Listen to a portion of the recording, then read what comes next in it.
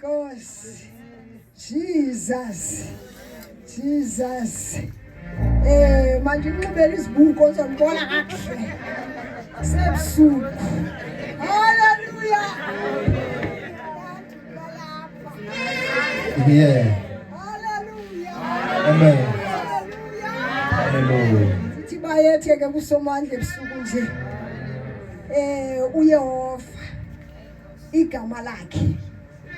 Umdali wamazulu nomhlaba. Mighty God. Wadala konke. Wadala umuntu. Hallelujah. Hallelujah. Dithi bayethe kuYesu Kristu. Mighty God. Wavuma ukuze emhlabeni ngempilo yakhe. Ukuze namhlanje sibizwe ngoba singabantwana bakaThixo. Mighty God. Wancama ubomi bakhe. Wazothwala ihlazo lami uYesu. Hallelujah. Hallelujah. Dithi bayethe kuMongcwele. Athi uYesu mayihamba emhlabeni. Wathi uzasicelela umthetheleli. Mighty Jesus. Umkhasi wethu. Umfundisi wethu. Hallelujah. Umhambisi wethu lendlela. Amen. Lesikuyo yokukhonza uThixo. Sihanjiswa nguMongcwele. Sinawo thina amandla. Hallelujah. Hallelujah. uJehova ifounder ebandla. Walifounder ngaye uYesu Kristu. Hallelujah. Wakhona ibandla emhlabeni lalingekho. Mighty God. Abekhona behamba noMoses, bakhona babamba umthetho kaMoses, bazenza izinto bagqiba. Wabona uThixo kufanele kanga bakathumela unyala wakhe ukuze isimo sithinje emhlabeni. Hallelujah. Dithi bayethe kwisithathu esigcwele uThixo ebusuku nje egameni lika Yesu Kristu waseNazaretha. Hallelujah. Dibulise ke otata abakhulu, ngibulise otata bonke.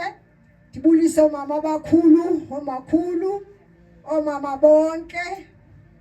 Obhuti osisi nabantwana abancinci ngelihle igama lenkosi yethu nguYesu Kristu.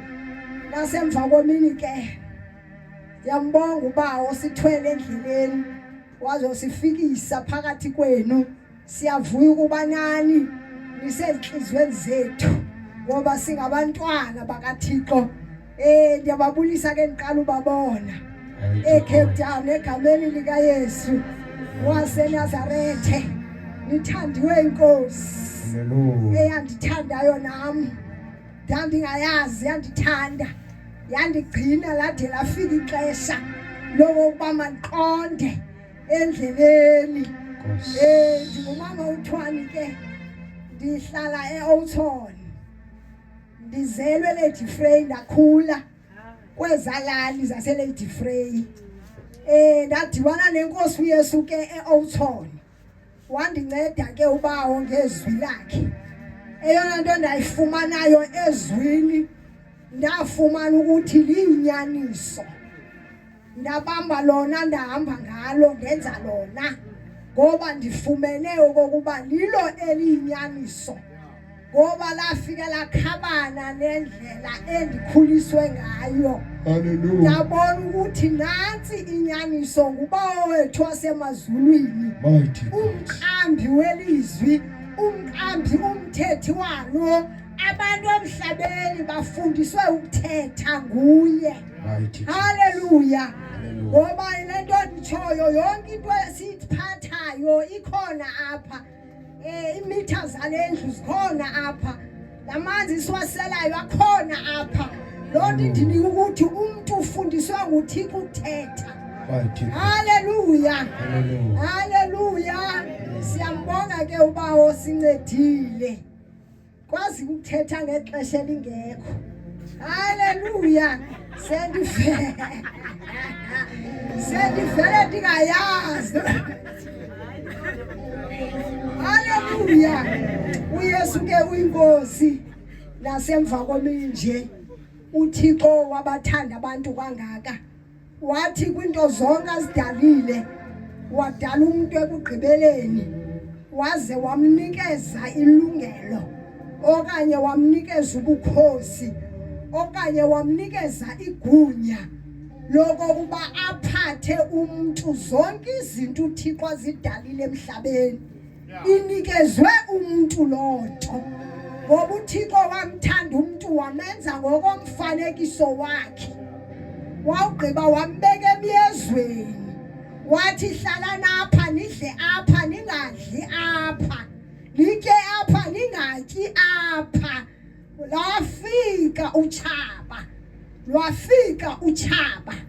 lwafika utshaba lasusa umuntu kuThixo lamxelela enye into uThixo bengayithethanga umuntu ondim weva utshaba haleluya wahamba namazwi otshaba namhlanje umhlaba wonke kwilizwe lakuthi uhanjwa namazwi otshaba umuntu lo wafika usathana wanomona ngumuntu wafuna ukuzenza uThixo emntwini kanti uThixo wayemdalele umuntu ukuba amnqule wayemdalele ukuba athi nxa efuna usijonga emhlabeni abone yena ngoba kaloku umuntu umdale ngokomfanekiso wakhe haleluya wambeka ke uThixo wayendwa ke umuntu emyezweni Thixo akaphelanga amandla yilonto ngoba kaloku yena wakhe amandla akapheli ahlala ekhona haleluya wacinga icebo lokuthumela uYesu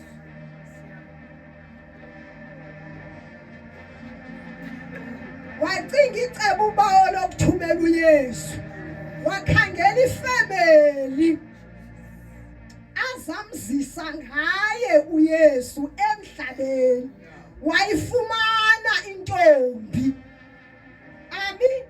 wayifumana intombi uJehova ezawuzisa uYesu emhlabeni haleluya umama uMaria wafikelwa ngumyalezo wawuthatha wawubamba wathi ndimlonkosi sicakazana sakho makwenzeke okuthiwe izwi lakho kum haleluya wavuma uMaria ngoba ufikelwe ngumyalezo haleluya azangathi andisukuyenza lonto wavuma ukuthetha kukabawo haleluya wabona uThixo kokuba wazifunela utata okuthiwa utata uAbraham wathi makaphume kwilizwe lokuzalwa wamkhupha uJehova wathi masambe ndizakubonisa ilizwe endizakunika lona kanti esi sizwe ufuna ukuzwa uYesu ngaso haleluya wavuma utata uAbraham engayazi ukuthi uyaphi wavuma umyalezo namhlanje uMongcwele usiphethele umyalezo kaJehova hayo wabantu ngoba abantu phela endleleni kanti okaba ubambile ufikisa kule ndawo akulungiselele yona khona pho siyakhona khona pho silungiselelwe khona haleluya wavuma utata uAbraham waphuma kwilizwe lakhe wayihamba indlela loThixo embonisa emqalela embonisa izinto zonke wathi nxa ehamba naye endleleni wathi wena ndiza kukusikelela isizukulwana sakho sibe ngangenhlabathi yolwandle esanti elwandle bona isanti yaselwandle isizukulwana sikatata uAbraham kwathiwa sizawuba ngangenhlabathi yolwandle isanti elwandle inkwekwezi ezisesibhakabhakeni kwathiwa abazukulwana bazaba ngako ndicinga uba inoba singabo bazukulwana ke ngoku haleluya ndicinga uba singabo bazukulwana sizukulwana esaziwa ngubawo haleluya uThixo ke uthembekile ezintweni zonke ngamaxesha wonke siyambulela ke ubawo sizawuya ke ezwini egameni lika Yesu waseNazarethe sizawufumana ilizwi lenkosi apho uba wathetha khona ngezwi lakhe ukuze simamele ukuba uthini uba ngezwi lakhe. Sizawufumana phaa iGenesis, sawufumana uchapter 22 weGenesis. Ungcwele, ungcwele, ungcwele, ungcwele Thixo, ungcwele, ungcwele, ungcwele, ungcwele uThixo, ungcwele,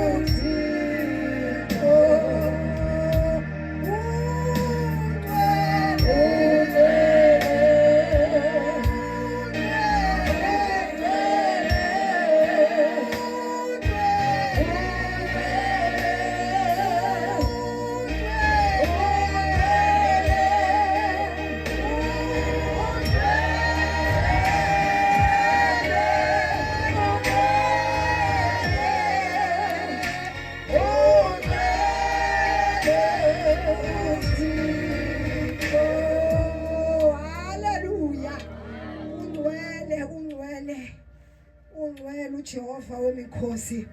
Sizawufunda ke phaa kwiGenesis chapter 22, saqala kuverse 1 siyophela phaa ku-19.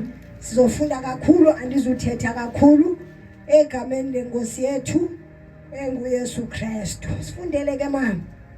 enhle koverse 1 kunesihloko uThixo uvavanya uAbraham. Ekuhambeni kwexesha uThixo wamvavanya uAbraham, wambiza wathi Abraham. Wasabela uAbraham wathi ndim lo mhlekazi. Uthe uThixo, thatha unyana wakho uIsake, lo kanye usenyongweni kuwe, uye naye eMoriya. Uya kufika apho ke kuloo nduli ndiza kukubonisa yona, umnikele khona abe lidini elitshiswayo. Kwakusasa ngengomso uAbraham wavuka, wabopha idonki yakhe, wabiza izicaka zazibini kunye noIsake. Bacanda iinkuni zokubasa umlilo wedini, banduluka baya kuloo ndawo bekuthiwe ze baye kuyo nguThixo. Ngosuku lwesithathu wayibona isekude loo ndawo uAbraham. Wathi kuloo madoda wayehamba nawo, salani apha nina nale donki, mna nale kwekwe siza kuya phaya, sakuthi sakugqiba ukunqula sibuye. Verse 6, uAbraham wamthwalisa emagxeni uIsake ezonkuni, yena waphatha amalahle nemela, benjenje yabo babini. Endleleni uthe uIsake kuyise, tata. uAbraham wathi, thethanyana. uIsake wathi, nanku umlilo, nazi neenkuni, liphike lona iqhwane ledini. Uthe ukuphendula uAbraham, iya kubonwa nguThixo loo nto mfo wam. Batsho bahamba besiya kuloo ndawo yayelathwe nguThixo. Bakufika apho uAbraham wenza iqonga lamadini, wabeka iinkuni ezo phezu kwalo, wambopha uIsake unyana wakhe, wambeka phezu kwezo nkuni. Uthathe imela ukuze ambulale unyana wakhe. Suka kwavakala isithunywa sikandikhoyo simemeza sisezulwini sisithi, Abraham, Abraham. Yena ke uthe, ndim lo. Sathi isithunywa kuye, uze ungayenzakalisi loo nkwenkwe, ungayithi chana kancinci. Ngoku ndiyazi ukuba uThixo uyamoyika. Kaloku akalanga nonyana wakho oyintandane ekuphela kwakhe. uAbraham wabheka wabona inkunzi yegusha ibambeke ngempondo etyholweni. Waya kuyirhola wenza ngayo idini endaweni yonyana wakhe. uAbraham wathi loo ndawo yiYahweh. Unangoku kusathiwa xa kuthethwayo, undikhoyo uyabonelela endulini yakhe. Verse 15. Siphindile savakala sithetha ezulwini isithunywa sisithi kuAbraham, uthi undikhoyo, mna ngokwam ndiyafunga, ndithi ngenxa yale nto uyenzileyo, akwala ukuncama intandane ekuphela kwayo, ndiza kukuthamsanqelisa kanobom, ndikuphe inzala eninzi, ibe ngangeenkwenkwezi ezisesibhakabhakeni, nenhlabathi eselunxwemeni lolwandle ubuninzi bayo. Abazukulwana bayo boyithimba imihlaba yeentshaba zabo. Zonke izizwe emhlabeni zothamsanqeliswa ngenzala yakho. Iyonke loo nto kungenxa yokundithobela kwakho. Verse 19. uAbraham wabuyela kwizicaka zakhe, bonke baphindela eBheshebha apho waba ngummi khona. Amen. Enkosi mama, bawonani izwi lakho linguwe liyaphila linamandla. Thixo wethu ongcwele nasemva komeni sikhona baba simamela ukutsho kwakho ngegama likaYesu waseNazaretha, indlebe zethu, ingqondo zethu, umoya wethu. Thixo wethu onamandla sincede bawo ngezwi lakho egameni likaYesu waseNazaretha. Elifane kuswe nemvula, hayimshiyi umhlaba unganyakamanga. Nantsi impilo yethu ingumhlaba baba, ukuze izwi lakho linyakanyimise umhlaba izwi lakho ezimpilweni zethu ngegama likaYesu. Hlale ke baba ngokobutyebi ukuze liphume lilungile, lilungele ukwenza ukuthanda kwakho ngaye uYesu Kristu inkosi yethu. Amen. Thixo uvavanya uAbraham. Siyeva apha kuthiwa uThixo wamvavanya uAbraham. Ngamanye amagama wamlinga, ngamanye amagama wamtraya, wacela unyana wakhe. Lo nyana ebethe uzamsikelela ngaye, lo nyana ebethe uzawuzisa izizukulwana esingangenhlabathi yolwandle, lo nyana bekuthiwe ngaye uzothamsanqela ngaye uAbraham. Mfumane kugugeni yena nonkosikazi wakhe, wamfumana kwaluphaleni. Namhlanje ubawo uyamjonga uba uzawuthini na nxa esithi ndinike lo nyana wakho uyokondenzela idini ngaye. Akazangale wamamela umyalezo, akazangale wamamela ukutsho kukabawo. Wathi okokuqala nxa ecinga, wathi moso ndikhonza umdali, moso uThixo ebethe qale lo mntwana uzondisikelela ngaye. Sekutheni namhlanje sithi mando kwenza idini ngaye. Waqonda kakuhle ukuba ikhona into itshiwo nguThixo kwaye ndiza kuyenza ndinguAbraham nje. Haleluya. Wamthatha unyana wakhe waya kwindawo uThixo bembonise yona eyokuba uzokwenza idini ngonyana. Lithi izwi wathatha izicaka zakhe wahamba nabo, wahamba wayiboniswa indawo yakuyo, ngoba uThixo akahambi nomuntu esebumfameni, kodwa ukuhamba noThixo kutyhila amehlo engqondo. Ukuhamba noThixo kubona izinto ezingabonwa ngabantu. Ukuhamba noThixo kwenzeka izinto ezikothusayo nawe. Haleluya. uThixo akahambi nomuntu ambeke bumfameni. Uhamba nomuntu amtyhila ingqondo, amehlo engqondo, ingqondo kamoya, ukuze nxa ethetha sibone ngokamoya lento ayitshoyo. Wavuma uAbraham ngomntwana wakhe, ikuphela kwakhe mfumana sencamile, kodwa ngoba uThixo uthethile.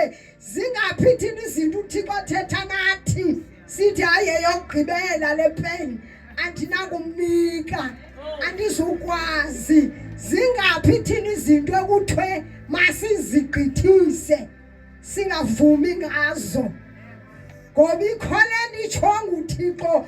Wayibona uAbraham ikholenti ithethwa nguThixo ngoba kokuqala uJehova kalijikeli izwi lakhe ebelithethe ekuqaleni uyaliphumelelisa uyalifezekisa.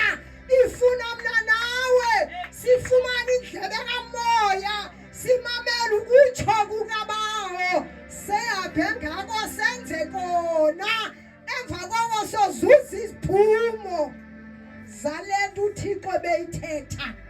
Ayiphelele endaweni into kaThixo ayipheleli nje kwathi nesiphumo sayo. Ubuthethile wavuma wenza uzuza isiphumo sokutsho kukaBawo. Uthi uTata uAbraham kwisicaka zakhe hlalani apha mna nalonyana wam sizawuya phaa siphinde sibuye. Kodwa bexelela umntana uzamenza idini kodwa uxelela isicaka uthi siyabuya ngoba kaloku ukhonza umdala umenzi wezinto ezingekho zibe khona. Uthi hlala napha mna nonyana siyaphaa sibuye. Haleluya. Ngoba uThixo akalijikeli izwi lakhe. uAbraham wabamba ukholo. uAbraham wabamba ithemba. uAbraham wabamba uthando lwakhe kuThixo. Ngeke umkhonze uThixo ungenalo uthando lwakhe. Funeka ube uyamthanda uThixo ukuze umkhonze. Uma uzamkhonza ngoba utshomi awuzumkhonza ngoba utshomi bakayi namandiyi. Funeka umthande. Into ntathu kuthiwa zizophela zonke izinto intshumayelo intoni kuzosheka ukholo ithemba uthando. Engaphezu kwezi zimbini luthando. uAbraham waba nothando nguThixo wamhlonela uThixo wanikwa igama lesibini kwathi ungumhlobo kaThixo.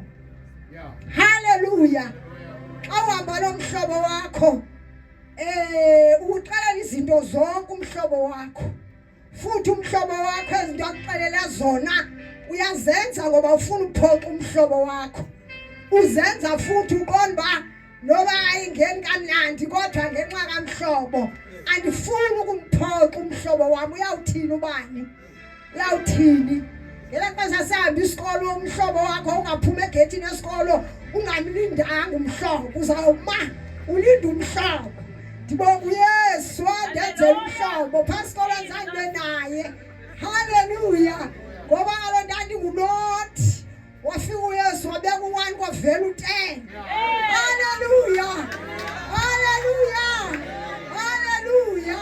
So uTata uAbraham waba ngumhlobo kaThixo wakwenza okutshiwo nguBawo ngoba emamele ukutsho kwakhe. Wabamba ithemba ukholo, wabamba ithemba, wabamba uthando. Ngaphezu kwento zonke zimbini kuthiwa luthando. So ngeke umkholise uThixo ungamthandi, ngeke umkhonze ungamthandi. Ngeke umkhonze uThixo ungamthandi. Ngeke ukwazi ukwenzela uThixo into ungamthandi. Ngeke umphi 5 rand lo mntwana ungamthandi. Yonke into umuntu ayenzayo uyenza ngothando. Uthando lusuka enhlizweni. So uTata uAbraham zange amxelele nomama uSara. Ngoba kaloku wayazi uzawuthi mama lo wakhaya. Yini tata wami ogqibela yini undenzani? Uyava pha wavuthixo wenze ukutshiwo nguThixo. Wavuthixo wabamba ukutsho kukaBawo. Haleluya. Haleluya. Wafika noYesu wathatha indawo koIsaki. Wathatha indawo uYesu. Wathatha indawo uYesu. uYesu wathatha indawo. uBawo wabona emhlabeni abantu abamameli. Wathumela unyana wakhe kuphela kwakhe. wathi bonke abakholwayo kuye bangatshabalali ngoba ikhona intshabalalo ezayo.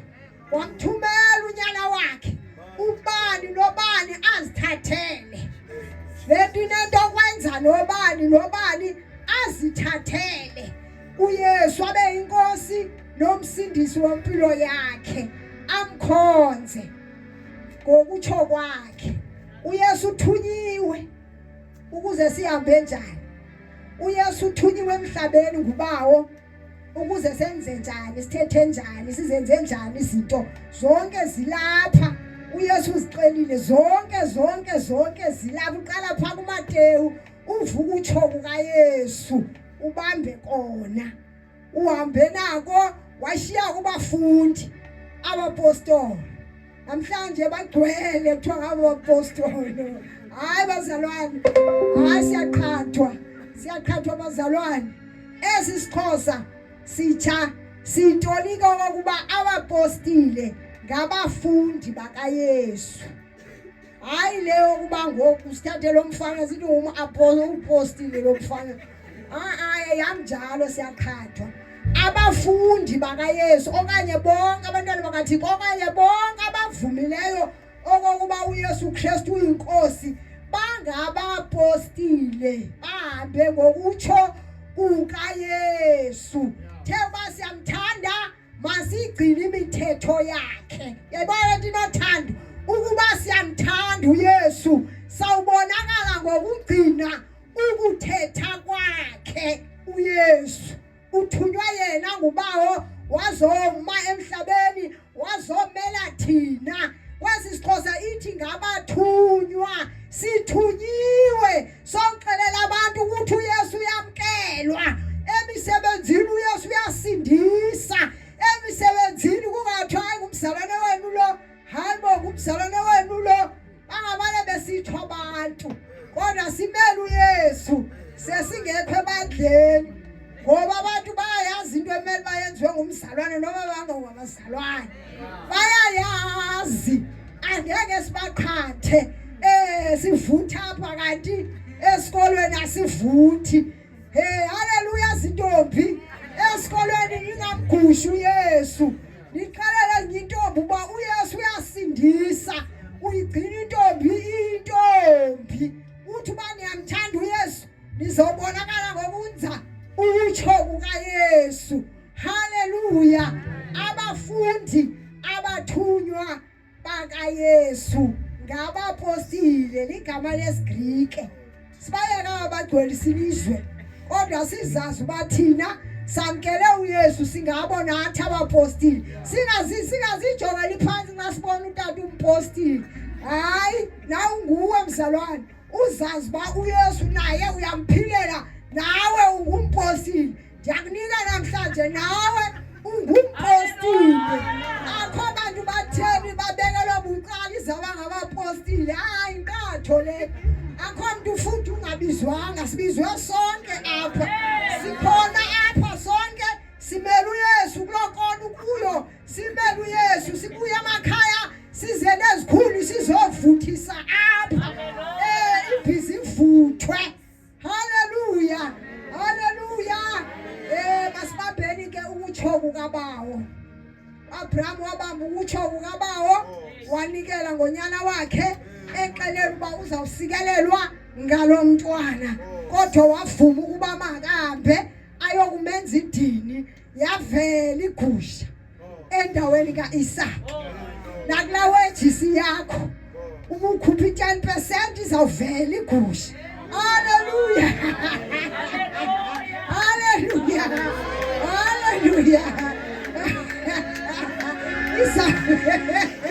Izavela igusha.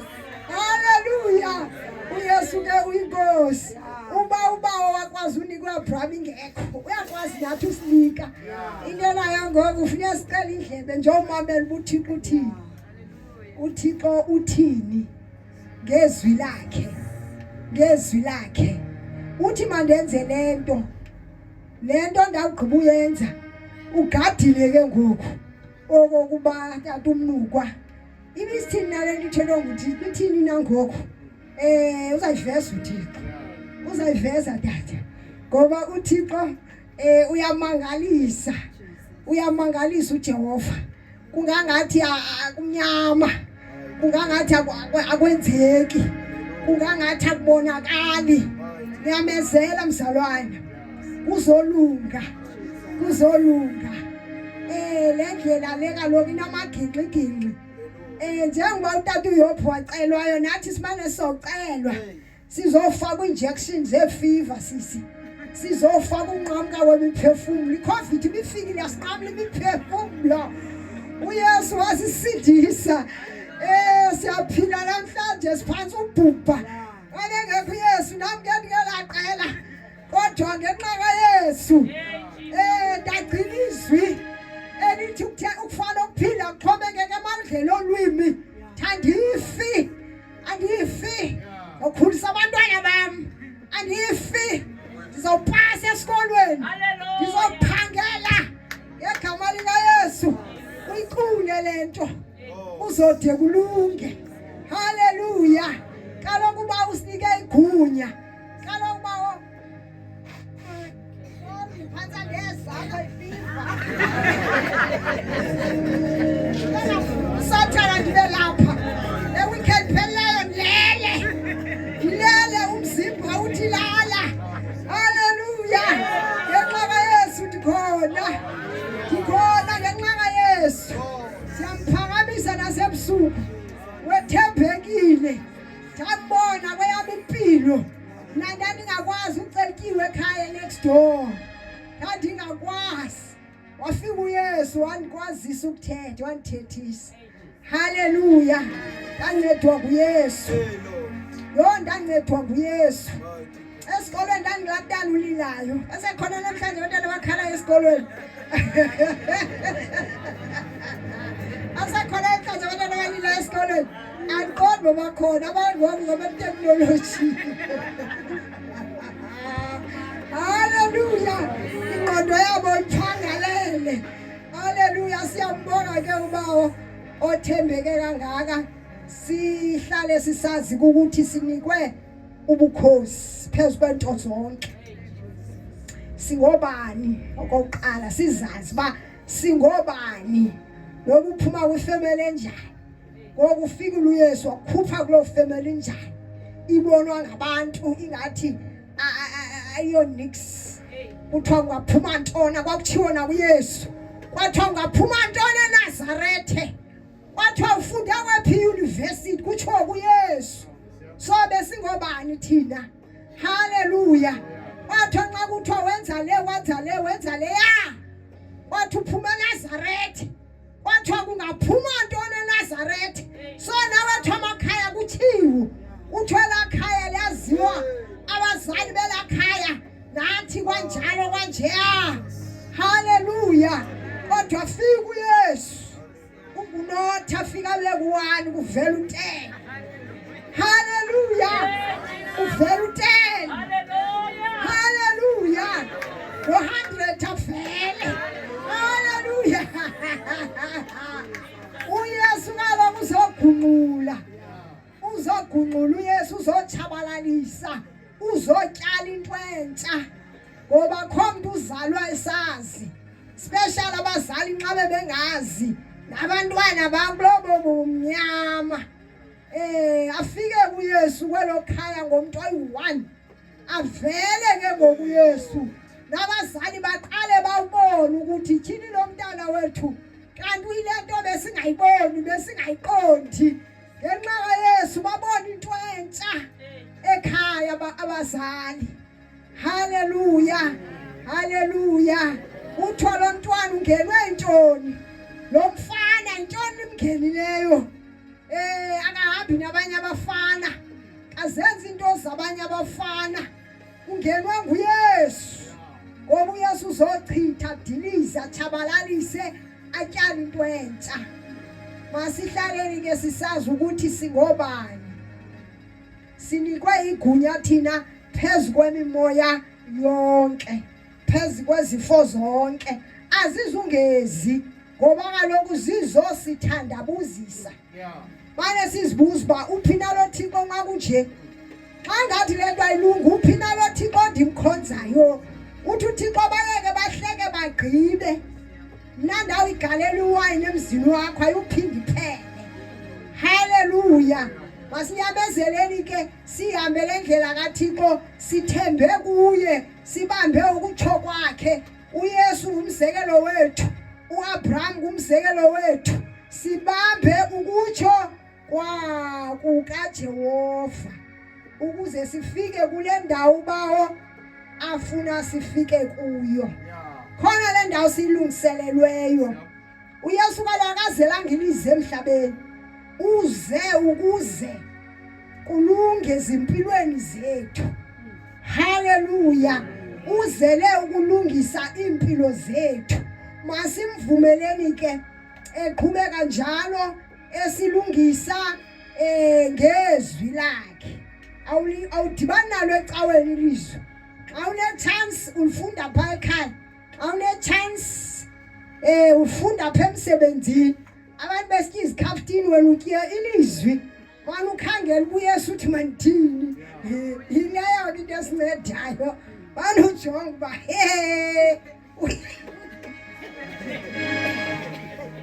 Hallelujah. le uYesu afuna ndiyenze. Hallelujah. Masihambeni ke bazalwane. Sinyamezele endleleni umbandezeli ukhona akazusiyeka. Cha into efunekayo intoni? Ukunyamezela. Uthonyamezeleyo kwaze kwasekupheleni lo uyosindiswa. Sinyamezela kwezintshutshiso uba uzasigqithisa. Sinyamezela kulomlilo ungena nathi. Sinyamezela kwezifo kwezifiva ungena nathi uba waphumele nathi. Hallelujah. Thixo wethu uthembekile ezintweni zonke ngamaxesha wonke. Hallelujah. Amen. Ngakho dicula